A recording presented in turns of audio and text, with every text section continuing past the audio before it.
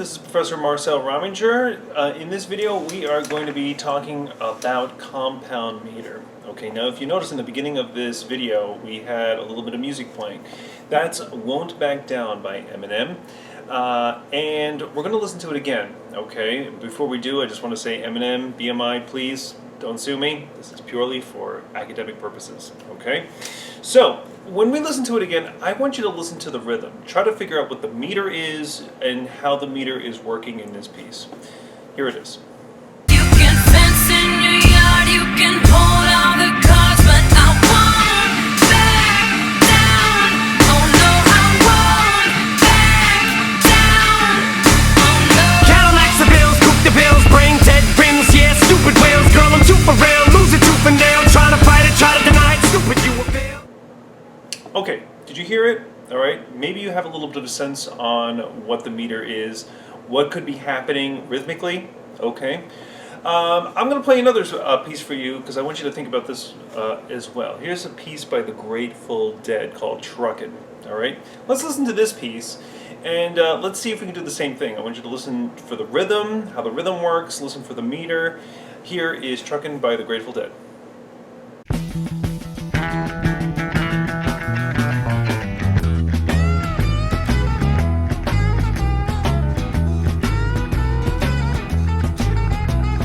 Truckin', got my chips cashed in. Keep truckin', like the Doodah Man. Together, more or less in line. Just keep truckin' on. Okay, now that you've heard those two songs, and you probably have a little sense in your mind of how the rhythm is working those songs, we're going to talk about what's actually happening. So the meter that's being used is called compound meter, which is much different from simple meter. So let's talk about compound meter and what that is. Okay, so let's talk about compound meter and what that means, especially in regards to simple meter. All right. In order to really explain compound meter, we have to take a broad view of the system of rhythm that we've studied so far. Now, let's start with simple meter. Now, with simple meter, these are, of course, the most common time signatures that we usually see in simple meter: 2/4, 3/4, and 4/4. As we know, we're not limited to these time signatures, but these are the most common. Okay. And as we've studied before, the top number tells us how many beats are in each measure, and the bottom number tells us which note gets the beat. Now, of course, every note can be subdivided into two smaller notes. For instance, the quarter note, which we consider the beat, can be subdivided into two smaller notes, which are 2/8 notes. However, in compound meter, we don't follow the same rules that we do in simple meter. Things get a little bit more complex. Now, here are some examples of time signatures in compound meter: 6/8, 9/8, and 12/8. So let's start with 6/8. Okay, so if we were to follow the same thinking that we do in simple meter, well, then the top number tells us that there are 6 beats per measure, and the bottom number tells us that it's the 8th note that gets the beat. However, that is not true, that we can't follow that line of thinking in compound meter. Actually, we can follow a very literal sort of interpretation of this time signature. So actually, what the time signature is telling us is that there are 6 eighth notes in the measure.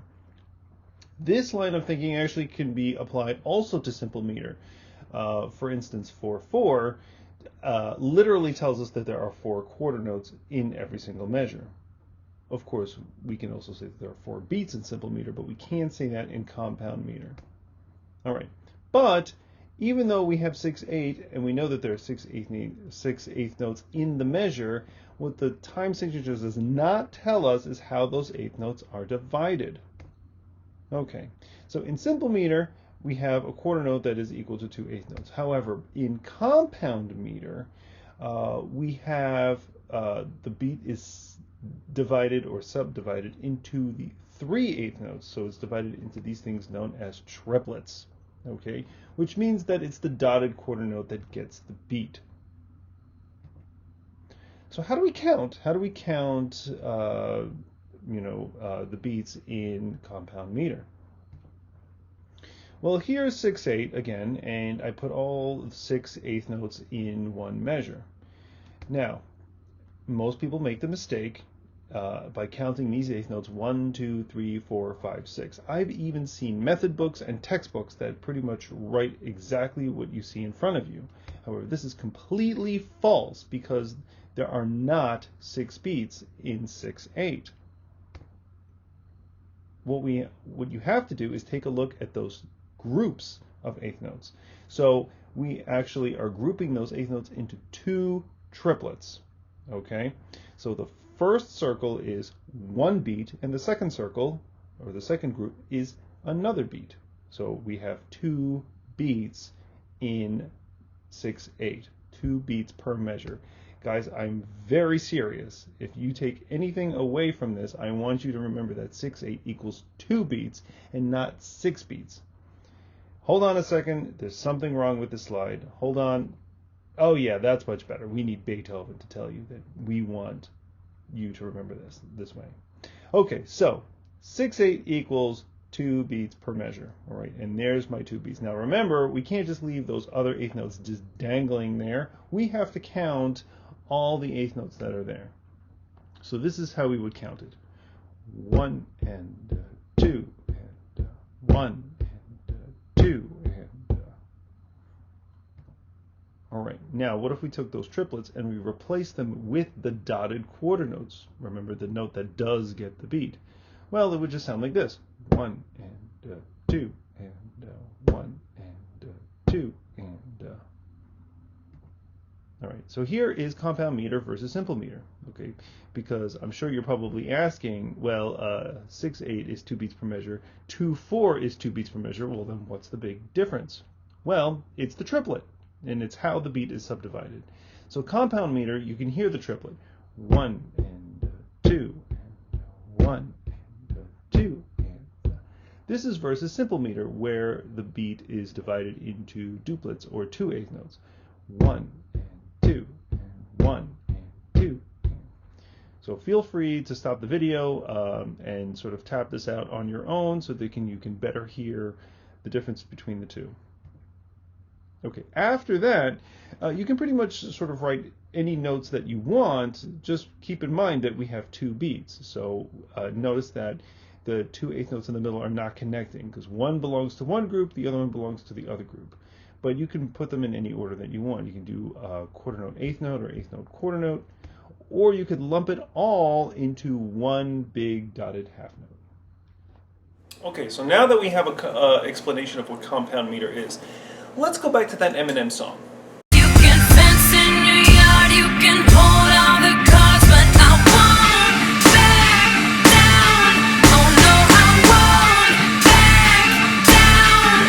Oh no. Cadillacs, the bills, coupe the bills, brain dead rims, yeah, stupid whales. Girl, I'm too for real, lose it tooth and nail. Try to fight it, try to deny it, stupid, you will fail. So if you listen to Won't Back Down, all right, by Eminem, like we heard in the beginning of in this video, you'll hear that he's actually using 6/8. Maybe some of you were thinking that he was using 3/4. 1 2 3 1 2 3 1 2 3 1 2 3. All right, and that is definitely a possibility. But if you listen very carefully, those are not fast 3 beats. They're actually slow 2 beats. The 1 2 3 1 2 3. Those are the triplets. Bump up bump bump up bump up bump up. All right, so if I take a look at the lyrics, which I have over here, the way sort of the way Pink is singing when she starts the song, you can sound the alarm, you can call out the guards. All right, so those lyrics are kind of giving away those triplets. All right, and then you have the drums, boom, boom, boom, boom. All right, so with those lyrics kind of giving away the triplets, those drums giving away the strong beats, well, that indicates to me right away that this is most likely, not definitely, but most likely in 6/8. All right, so Eminem is using compound meter when he performed the song, or when he composed this song. All right, now let's take a look at the Grateful Dead song.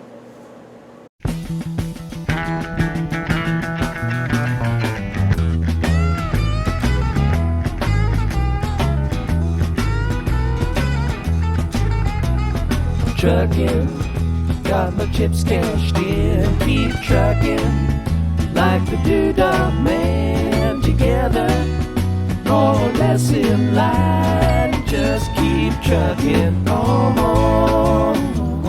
Okay, so in this song, we hear almost kind of like a shuffle. This was a very sort of popular style in the 50s and 60s where they would take these 4 beats per measure, but it would be like shuffle, you know, kind of create that sound. Sometimes it sounds like it's 4 beats per measure, and it is 4 beats per measure, but instead of being subdivided into 2 eighth notes, it's actually subdivided into 3 eighth notes. So those are the triplets. Triplet, triplet, triplet, triplet, bum ba bum ba bum ba bum ba truckin'. Ba ba ba ba ba bum. Triplet, triplet, triplet, triplet. So there is your compound meter with Truckin' by the Grateful Dead. Okay?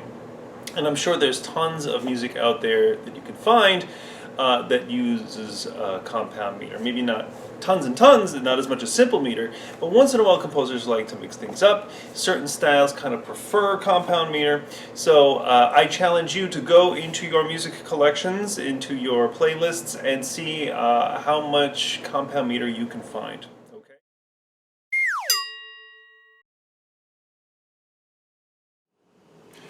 All right, time for a helpful hint. Okay, so we have simple meter, compound meters, 3/4, 4/4, 6/8, 9/8. We've got all these meters floating around, and we've got all these different sounds.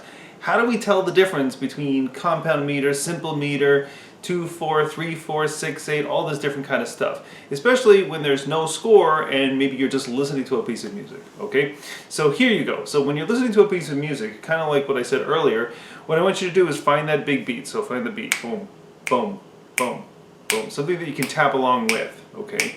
Now when you're listening to that beat, is it divided into 2 eighth notes, or 2 smaller notes, or into 3 smaller notes, which would be like 2 eighth notes or 3 eighth notes? So for instance, a simple meter would be like ba, ba, ba, ba, ba, ba, ba, ba, ba, ba. A compound meter would be divided into 3, would be divided into those triplets. Ba, ba, ba, ba, ba, ba, ba, ba, ba, ba, ba, ba, ba.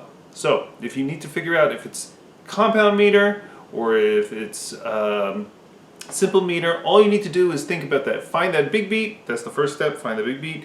And 2, see if you can subdivide that big beat into either 2 notes or 3 notes. All right, and this will give you the answer whether or not you are listening to simple meter or compound meter. Good luck. All right, now it's time for a quick check. So I'm going to write something here on my board, and I need you to tell me how many beats are in a measure. All right, so are you ready? Take a look at my rhythm over here. I wrote this lovely little rhythm here with the bass clef. As you can see, I wrote the meter, which says 6/8. So how many beats are in this measure? If you need to, you can pause the video, take a minute to think about it, look back in the video, and when you're ready for the answer, you unpause and I will reveal the answer. Go. Okay. Did you figure it out? Yes? Right. So, I hope that you did not say that there are 6 beats in a measure, because there are not.